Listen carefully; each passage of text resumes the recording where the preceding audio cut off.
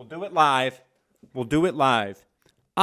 Points. The much maligned ADHD stepchild of the mortgage community. I'm James Reddick, banker turned financial advisor turned mortgage broker. And today we're going to talk about points. Points.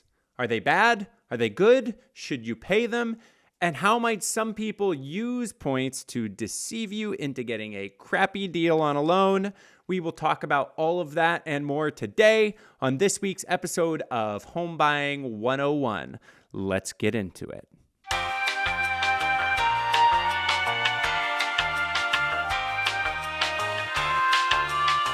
All right, this is a big topic. I'm going to need a lot of LaCroix to get through it, so I've already gotten started. So the definition of points is essentially a form of prepaid interest you can choose to pay upfront in exchange for a lower interest rate and monthly payments, a practice known as buying down your interest rate. It's measured as a percentage of the mortgage amount, not your total purchase price. But what does that all really mean? Basically, you pay a lender a one-time fee in exchange for a lower interest rate that you get to keep until the end of that loan or until you refinance or sell the home or pay off the mortgage. Now, this isn't a direct comparison, but say you love LaCroix like I do, and you're going to buy one every single day. Now, the LaCroix salesman says, "Hey, James, you buy a lot of LaCroix." What's this stuff? It's just creeping down slowly. The LaCroix salesman says, "Hey, James, you buy a lot of LaCroix. If you pay me $100 up front, I will sell you all future LaCroix at 95 cents per LaCroix." That's great as long as I keep drinking LaCroix, and I'm going to drink LaCroix for the next 30 years. Now, is that a good deal? It depends, and it gets a little complicated. So let's jump into how this works with mortgage. I've got this rate sheet in front of me, and here is what a typical mortgage rate sheet looks like. Now, this isn't the rate sheet you're going to get when you shop for a home. This is what we see on the back end as mortgage brokers, as we help you wade through all of the many options that you have when financing a home. There's a whole bunch of rates on here, starting at 5.625, going all the way up to 7.375. All right, one down. If you look to where the red turns to green, we have 6.5%. 6.5% in this scenario is what we would call the par rate, meaning you don't have to pay any money for that rate. That's the rate that the lender is offering for this particular mortgage today.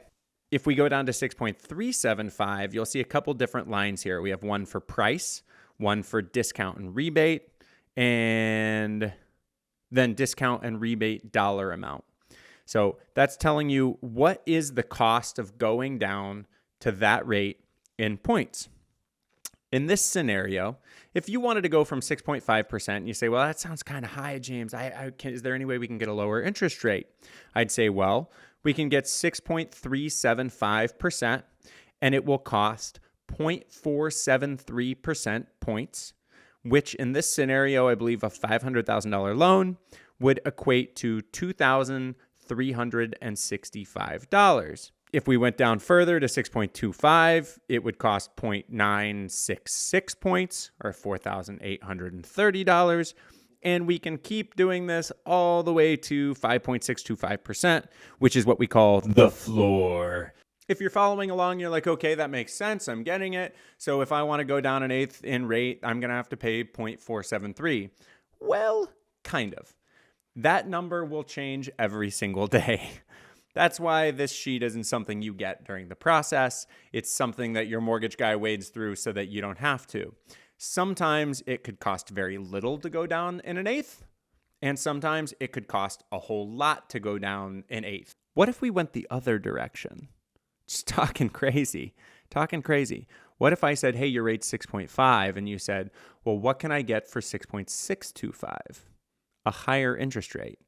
In that case, the lender would actually pay you to take the higher rate. So in this case, if you went up to 6.625, you would get $1,815 at close toward your closing cost.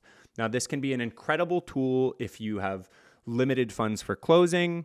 You need a little help with, renovations after close. You want to keep a little more cash in your pocket, or you're liquidating stock for your down payment. You want to minimize liquidation, but you're not otherwise having any trouble with the payment. The payment's really comfortable for you. Going up in rate can be a really great tool, especially if you don't plan to hold the loan very long. In a decreasing interest rate environment, the likelihood that you're going to refinance this loan within the next year, 2 years, 3 years, fairly high, right? So paying a lot of money to get a lower interest rate often doesn't make sense.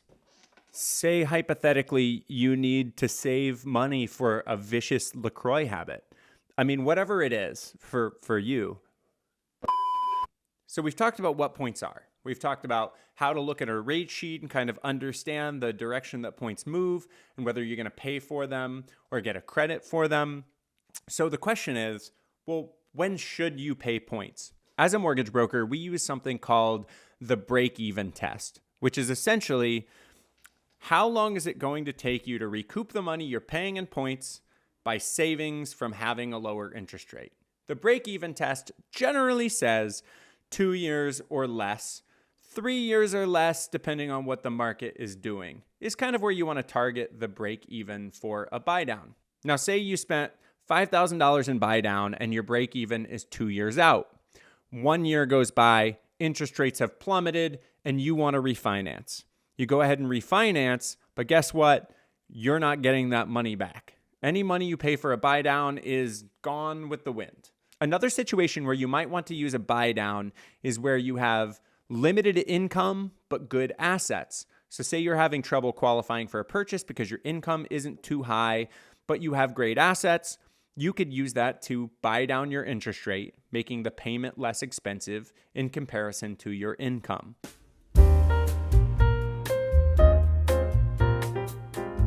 If you've ever gone online to shop for mortgage or to check for, what rates are doing, I almost promise that you have seen rates that seem too good to be true. So how is that the case? A lender, unscrupulous as they may be, can say, hey, my rate today is 4.75%. And you go, wow, that's incredible. Everybody else is at 6. And they go, yeah, it's a really good deal. It's 4.75%, 6.758 APR. And you go, great, sounds good. Let's get the process started. Now, days and days go by. You finally see a loan estimate and realize that that rate is with 4 points. It's going to cost you $40,000 just to be able to get that rate. And you say, well, I don't want to pay points. And they go, well, that's fine. My rate is 6.875% without points. And at that point, you're kind of stuck working with them because the clock is ticking. You've got to get your escrow done. And basically, you've gotten hosed. I wish I could say that this was an uncommon scenario or one that I'm just making up for the sake of this, but it is an incredibly common scenario.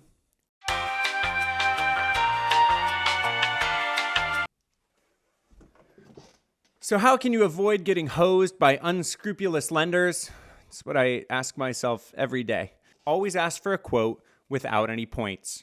Now, even if you want to pay points, that's totally fine. Say, hey, can I have, one quote with no points? And then let me know if there's an advantageous, paying 1 point, what does it look like? Because that does change every single day. So that way the lender can say, hey, actually a half a point looks like it makes a lot of sense here. It's going to be able to get you down, from 6.5 to 6.25 and the break even's only a year. Let them know if you'd like that information. But I would always recommend getting an apples to apples quote of what is your par rate. I think we've covered all that there is to know about points. You're ready to become a mortgage broker. Stay tuned for another episode of Home Buying 101, where we're going to cover all the important topics that you need to know in order to be a home buying expert. I'll see you next time.